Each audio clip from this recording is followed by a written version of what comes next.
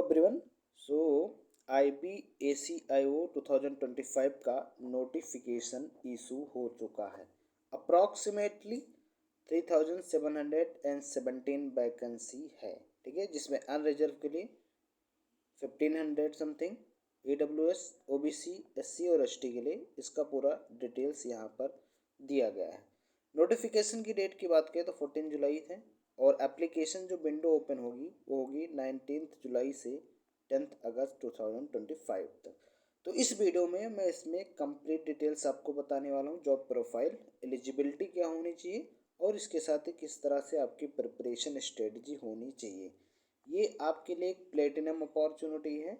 अगर आप एक ग्रेजुएट हैं और आप बेसिकली इंटेलिजेंस ब्यूरो में काम करना चाहते हैं तो वहाँ के लिए बहुत ही अच्छी वैकेंसी है। तो इसमें हम सब कुछ डिस्कस करने वाले हैं, तो बने रहिएगा, बिल्कुल कंप्लीट वीडियो देखिएगा क्योंकि वैकेंसी अच्छी खासी आई है। अगर आप अच्छे से मेहनत करते हैं तो मोस्ट डेफिनेटली कि आपका सिलेक्शन हो सकता है, ठीक है। कोई ज़्यादा इशू नहीं होगा और ना ही ज़्यादा आपको बहुत मेहनत ही करनी होगी, बस स्मार्ट अप्रोच अपनाना होगा, ठीक है। स्मार्ट अप्रोच अपनाकर और आप आसानी से इस एग्ज़ाम को क्लियर कर सकते हैं। कितने टीयर में एग्ज़ाम होना है ये भी डिस्कस करेंगे। हर एक टीयर का क्या सिलेबस होना चाहिए और किस तरह से आपको प्रिपेयर करना है, ये सब कुछ इसमें हम डिस्कस करने वाले हैं, राइट। अगर हम एलिजिबिलिटी क्राइटेरिया की बात करें तो सबसे इम्पोर्टेंट नेशनलिटी, इंडियन सिटीजन तो होना ही चाहिए, राइट। एजुकेशन क्वालिफिकेशन ग्रेजुएशन होना चाहिए फ्रॉम एनी रिकॉग्नाइज यूनिवर्सिटी। इसके साथ में प्लस बेसिक कंप्यूटर नॉलेज भी होना चाहिए। एज लिमिट 18 to 27 ईयर्स होना चाहिए एज ऑन 10 अगस्त 2025, ठीक है। इसके साथ कुछ छूट दिया गया है। OBC के लिए 3 ईयर्स का, SC ST के लिए 5 ईयर्स का, डिपार्टमेंटल या विडो के लिए अप टू 40 ईयर्स कर दिया गया है, ठीक है। जो 18 से 27 था इनको छूट दिया गया है और इनका एज बढ़ा दिया गया है। एप्लीकेशन फ़ीस की बात करें तो एप्लीकेशन फ़ीस में आपका जनरल, OBC या EWS मेल के लिए है 650, SC ST PWD फीमेल के लिए है या एनी फीमेल यहाँ पर आ जाएगा, वो है 550 रुपीज़, ठीक है। इसमें क्या है 550 एप्लीकेशन चार्जेस होंगे प्लस 100 रुपीज़ आपके एग्जामिनेशन फ़ीस होंगे। तो पूरा ब्रेकअप इसमें दिया गया है। सिलेक्शन प्रोसेस की अगर हम बात करें तो सिलेक्शन प्रोसेस 3 टीयर में होना है। टीयर 1 में आपका ऑब्जेक्टिव रहेगा 100 मार्क्स का, 1 घंटे का हो। निगेटिव मार्किंग 1/4 रहती है इसमें, ये बात ध्यान रखना, ठीक है। 1/4 निगेटिव मार्किंग, 60 मिनट रहेगा, ऑनलाइन होगा, ये भी याद रखना है। ऑनलाइन होगा यानी CBT बेस्ड होगा और 100 क्वेश्चन रहेंगे। टीयर 2 डिस्क्रिप्टिव टेस्ट होगा 50 मार्क्स का, 1 आवर का, जिसमें 30 मार्क्स एसए के रहेंगे, ठीक है। 30 मार्क्स एसए के रहेंगे। टीयर 3 में इंटरव्यू होगा जो आपका 100 मार्क्स का होगा, तो टोटल 250 मार्क्स, राइट। टोटल कितने होंगे 250 मार्क्स। फिर उसके बाद आपका फाइनल में डॉक्यूमेंट वेरिफिकेशन और मेडिकल टेस्ट वगैरह होगा। तो इस बात को याद रखना है। सिलेक्शन प्रोसेस क्या है, एलिजिबिलिटी क्या है, एज क्राइटेरिया क्या है, ठीक है, एजुकेशन क्वालिफिकेशन क्या है। 3 टीयर में होना, वो मैंने कंप्लीट ब्रेकअप आपको बता दिया। टीयर 1 का अगर हम बात करें तो टीयर 1 में कुछ सेक्शंस होते हैं जिसमें current affair, general studies, quant, reasoning और इंग्लिश के होंगे। टोटल 100 क्वेश्चन, टोटल मार्क्स 100 का, ड्यूरेशन 60 मिनट, 1/4 रॉन्ग आंसर पर पेनाल्टी पड़ेगी। टीयर 2 जो एक डिस्क्रिप्टिव होगा, राइट। इसको याद रखना, आपको आंसर्स लिखने पड़ेंगे, ऑब्जेक्टिव नहीं होगा, आंसर्स लिखने पड़ेंगे। इससे 30 मार्क्स का होगा। प्रिसीज और कंप्रहेंशन राइटिंग 20 मार्क्स का होगा, ठीक है। टाइम 1 आवर, पेपर और पेन मोड होगा, तो टोटल 50 हो गए, राइट। तो 100 पहले का, सेकंड का 50 हो गया, राइट। इसमें 30 मार्क्स एक्से का और 20 मार्क्स प्रिसीजन कंप्रहेंशन का, राइट। तो ये 2 पार्ट हो गए और तीसरा पार्ट आपका क्या है 3 टीयर में इंटरव्यू, राइट। तो ये आपका एग्जाम पैटर्न होगा।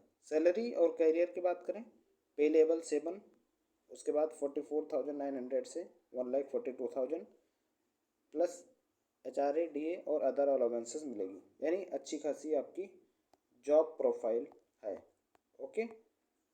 और अपॉर्चुनिटी भी अच्छी खासी मिलेगी, एक्सपीरियंस भी अच्छा खासा मिलेगा, राइट। तो वंडरफुल जॉब है। क्या है, वंडरफुल जॉब है। रोल क्या रहेगा, इंटेलिजेंस गैदर करना, सिक्योरिटी एनालिसिस करना और फील्ड ऑपरेशंस, राइट। सीआईडी वगैरह देखा करो, थोड़ा सा मोटिवेटेड फील करोगे, राइट। ओके,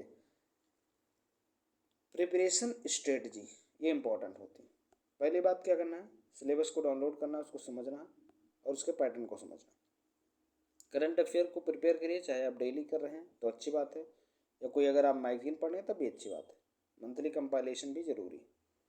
क्वांट और रीजनिंग पोर्शन को किस तरह इम्प्रूव कर सकते हैं, प्रैक्टिस सेट लगाते जाइए, कंसेप्ट को समझते जाइए, जो इम्पोर्टेंट कंसेप्ट लगे उसको रिवाइज करिए और उस पर क्वेश्चंस ज़्यादा सॉल्व करिए। क्वांट और रीजनिंग के लिए ये स्ट्रेटजी मस्ट है।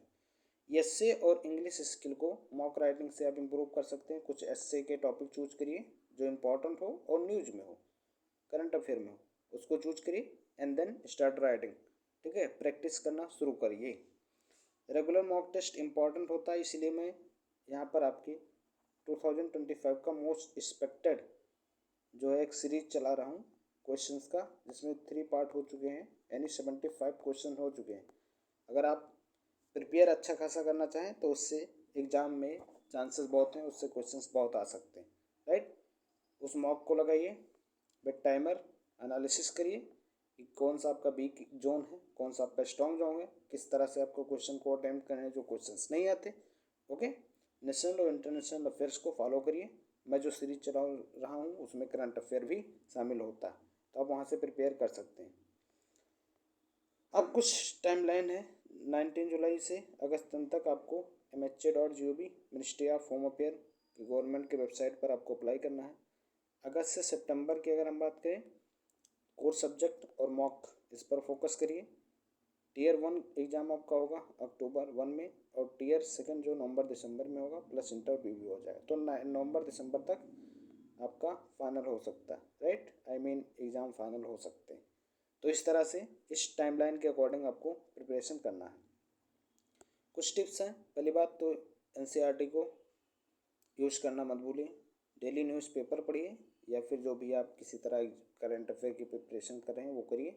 मॉक को नहीं इग्नोर करना है, प्रैक्टिस को नहीं छोड़ना है। अगर आप पढ़ भी रहे हैं तब भी प्रैक्टिस को नहीं छोड़ना है, राइट। डिस्क्रिप्टिव राइटिंग वगैरह करते रहिए। कि कोई भी यूट्यूब वन अकेडमी या फिर कोई भी अकेडमी मॉक डिस्कशन के लिए आप ज्वाइन कर सकते हैं। टेस्ट सीरीज ज्वाइन करिए या फिर प्रीवियस ईयर क्वेश्चन भी लगाइए, एक बार देखिए कि किस तरह से क्वेश्चंस बेसिकली आपके एग्जाम में पूछे जाते हैं, राइट। सो ये रही पूरा जॉब प्रोफाइल कि किस तरह से आपको प्रिपेयर करना है। ठीक है, जॉब प्रोफाइल में सैलरी वगैरह क्या है, ठीक है, प्रमोशन क्या है, इन सब के बारे में। प्रिपरेशन स्ट्रेटजी मैंने बता दिया।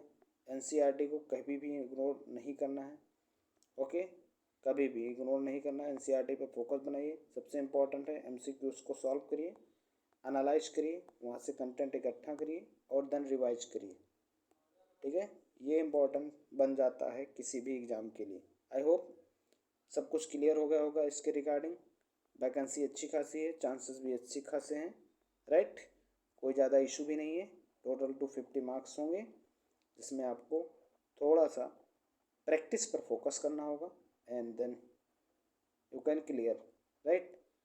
जो MCQ सीरीज मेरी चल रही है, 3 पार्ट हो चुके हैं, उसमें मैं सब कुछ कवर कर रहा हूँ। History, geography, polity, economics, science में फिजिक्स, केमिस्ट्री, बायो, राइट। कुछ क्वांट के क्वेश्चन, कुछ रीजनिंग के क्वेश्चन, करंट अफेयर के क्वेश्चन, सब कुछ उसमें कवर कर रहा हूँ। तो आप वो सीरीज को फॉलो कर सकते हैं। ज़्यादा टाइम नहीं है, 10 to 15 मिनट पर वीडियो होती है, इसमें मैं 20 क्वेश्चन डिस्कस करता हूँ। Okay, so all the best. Preparation अच्छे से करिए, स्ट्रेटजी को फॉलो करिए और 2-3 महीने दे दीजिए, आप एग्ज़ाम क्रैक कर लेंगे। ओके गाइस, सो